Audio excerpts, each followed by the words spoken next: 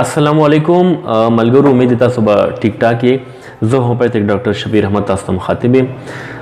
نن ټاپک چې کوم دی هغه د نارینو یو تکلیف دی د مردانه کمزوري دای باره کې دی نو چا چې دا تکلیف وي میرډ وي واده کړی وي او خپل چې کوم کورواله دی پراپر طریقې سره نشي ادا کولی نو دا غیر پر تاسو بهترین یو ریمیډي خیم انداز تاسو استعمال کې ان شاء الله تاسو به ډیره فائدہ وشي خو لومبه اول چې کوم وجوهات دي ختمول پکار دي نو ان شاء الله تاسو بیا د دوايي د استعمال ضرورت نه راځي ځکه چې تاسو د جون انداز چې کوم دی هغه داسې وي چای کې خالص غذا استعمال وي مرچ مصالې کم وي میوه که تاسو وس کې میوه شنه میوه خوري اوچه میوه خوري پیس کوي ایکسرسایز کوي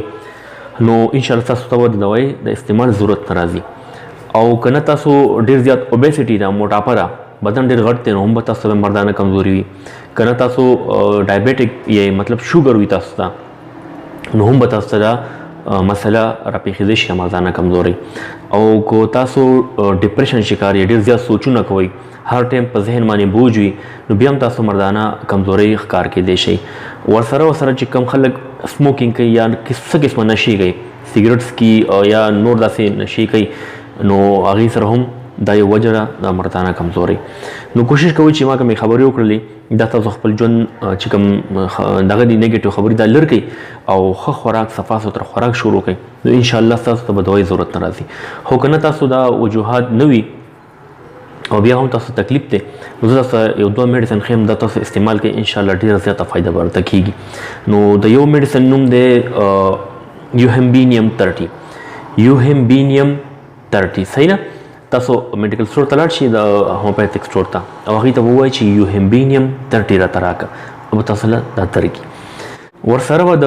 کینټ کمپنۍ کینټ د پاکستان ډېره سټینډرډ کمپنۍ ده د هغې یو کمبینیشن راځي دا تاسو ځان سره نوټ کړئ ډامیانا